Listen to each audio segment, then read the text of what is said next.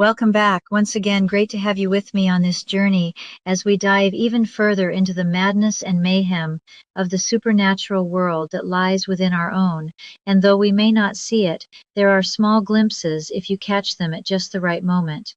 Though I love the darker side of things, it does not go without me saying that if you find it is too much, no matter how you feel, know that where there is darkness, there is light.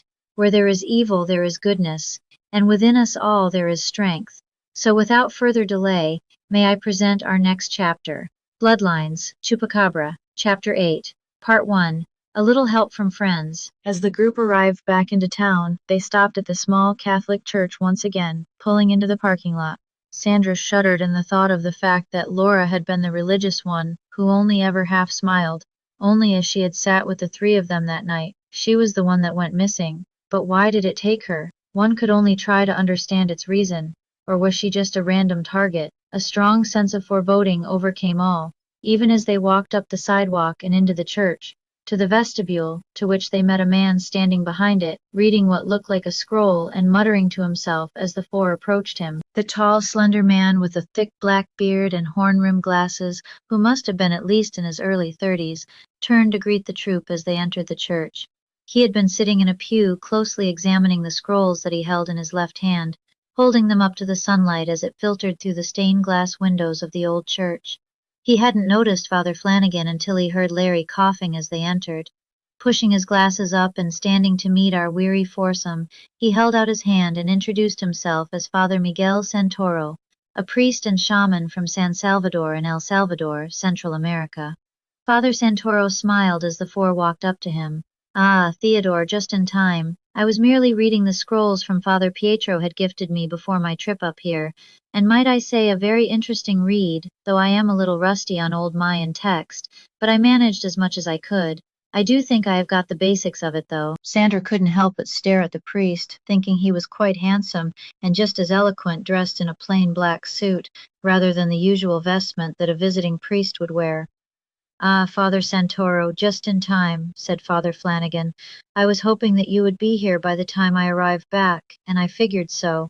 Holding out his hand towards Cal, Sandra, and Larry, he introduced them. Father, these are my friends, the ones that I told you about the other day. Cal knew it, Sandra McCoy, and my old friend Larry Whitfield. Father Santoro had a soft and kind voice and demeanor that, in Sandra's opinion, was unlike most stiff-assed religious types. It is a privilege and pleasure to meet you all, he bowed slightly and with grace. Sandra couldn't stop staring at him, thinking to herself, it's a shame he's a priest. It's really great to meet you, Father Santoro, and I am, without a doubt, really hoping that you can help us. Cal nods and smiles as he shakes the priest's hands. Ditto, thanks for coming, Father. Father Santoro, likewise really glad to have you on board as well. As you can see, I brought my companions. This is Cal and Sandra. They had accompanied me and our missing camper, Miss Gray. She was the one. We'd all been drinking that night in the desert over 4 months ago. It wasn't until morning that any of us realized that she went missing. We suspect the Chupacabra, but couldn't be sure until Miss McCoy here. Well, she's been marked by it, and now we're certain of it. Larry tells the younger priest. Father Santoro then looks at Sandra examining her face, then walks around the pew up to the pulpit, then stares at the four of them as he sits on the end of the stage, both elbows on his as he clasps his hands together. Yes, I will be the judge of that. No mind, I am the expert in my field. With a strong liking for cryptids and other so-called mythical creatures, I did study in San Juan, Puerto Rico for a while in my early days in the priesthood, and have heard many, many tales of this creature as well. Ah yes, you see this scroll in my hand. It is one of the texts from an old friend, a mentor if you may. It is what we will need if this creature is indeed the Chupacabra. Father Flanagan, seemingly excited that Father Santoro has agreed to help them, sighs with a bit of relief. Excellent. I have been researching through the vaults in our archives on this cult that supposedly existed, and they very well did and had an underground compound on the land on which your family's farm once stood. Cal looks at the younger priest inquisitively. Well, what did you find, Father?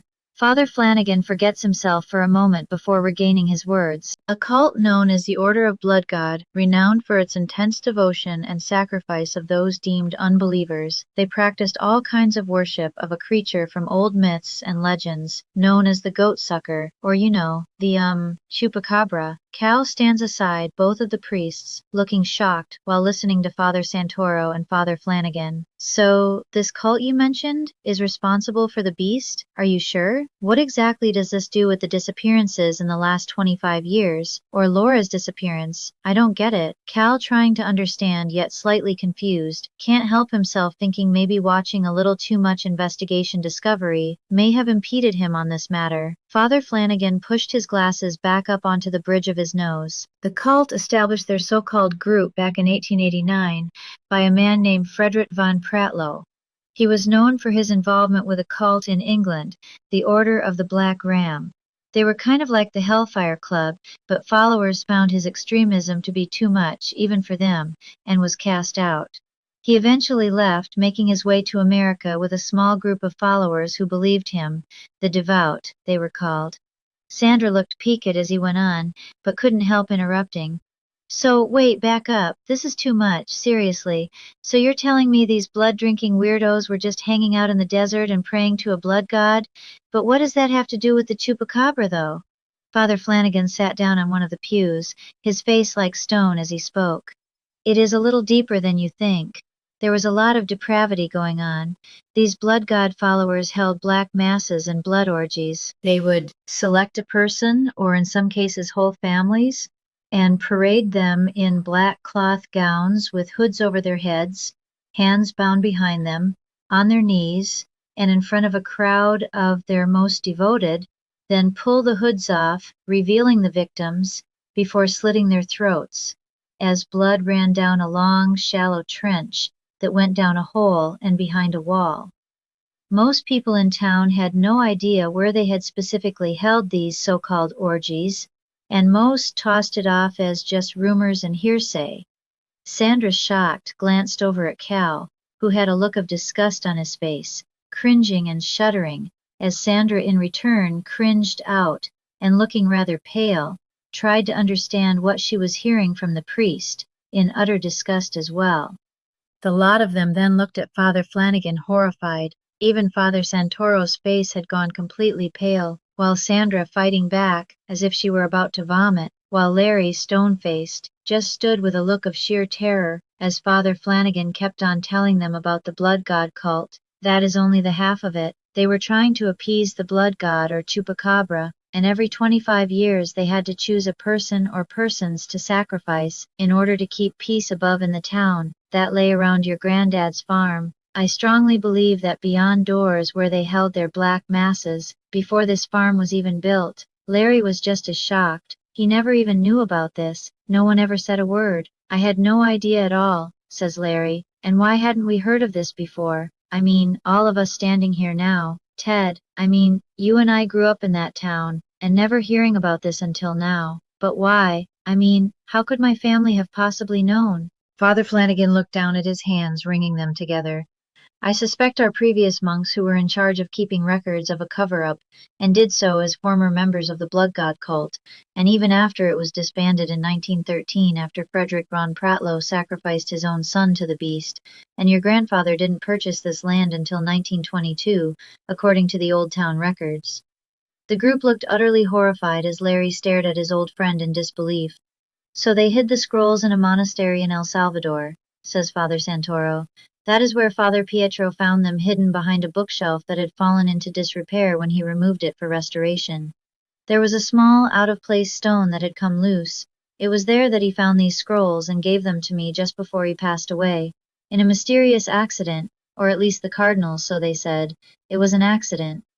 Father Santoro knew what Father Flanagan also did, that Pratlow's followers left after his death, some moving to South America, and someone there had confessed.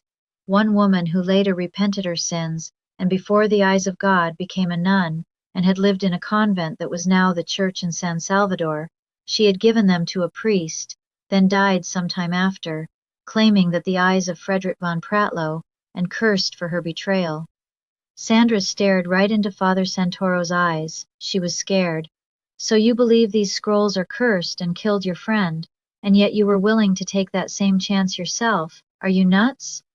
Cal, knowing how Sandra was, and knew that she could be very blunt, slightly snickered. I don't think she meant it that way. but I get where Sandra is coming from, and just saying she has a point. Father Flanagan coughed as he interjected. Exactly, they didn't want them to be found, but the last insert here, he points to a small written side note on the scroll, from one of the cardinals, says that he could no longer bear the secret as it bothered his conscience, and decided to place the scroll inside the wall, where I, Father Pietro, found them. There was a note that Father Pietro, written with them, had feared the bishops would destroy them if they had known about them. Catholicism does not acknowledge the existence of such creatures or myths, and he had been right to hide them. Father Santoro knew his friend well and had been trusted with them. Larry was gobsmacked. This was profound and made so much sense, yet the look on his face wasn't quite convinced. A pair of centuries-old scrolls that could have been doctored. How did they know that they were even real? Is there anything in the scroll that will help us and tell us how to banish this thing, or if it'll even work? I get that you believe that your friend knew they had some value, though I can't help but feel, perhaps we are being led on? Sandra looked up at Larry, him being skeptical of scrolls after what he had already done to her and the whole entire story he spewed over a cryptid. What a hypocrite, she thought. No offense, no, seriously, but exactly how do we know this isn't just some wild goose chase? I do feel like I kind of have to question that, and again, I mean no offense. Father Santoro looked at Sandra as he further explained. I assure you all that these are authentic. I had them checked by a friend in Peru, actually, so hopefully that puts any doubt to rest. We must be very serious and willing to understand. Sandra scoffed, not trying to be rude, just typically irritated, but she listened intently nonetheless to his words. I just don't get how scrolls are going to help us kill that thing it fucking ate Laura, she exclaims, with a bit of anger hidden in her voice. She continues, so then tell me, please, seriously, do enlighten me, Father Santoro. Just how the hell are we supposed to stand up to it? It had no problem slipping into our camp and taking off with her, so we could be walking into a trap it could just make a feast out of us no problem. Father Santoro was tired yet very alert, as he told them just how they would kill the Chupacabra, though he was still vague on details, Cal thought. Yes, I understand your concern. It will not be easy. We will need to be sure that our hearts are pure and take in all and the full embodiment of the Holy Spirit. So, Miss McCoy, even if you don't consider yourself a religious individual, you will now believe this. I have seen miracles that most cannot explain. There can be no doubt we need to have a clear mind as we take this beast on and toss it back into the pits of hell where it belongs. All look at each other and then to the priests, inside their heads as it simmered. They knew this was no joke. Sandra, trying to register the entire idea in her head, just blurts out, "You have got to be fucking kidding me, but okay, I'm willing to give it a try, whatever it takes." End Bloodlines. Chupacabra, Chapter 8. A Little Help from Friends.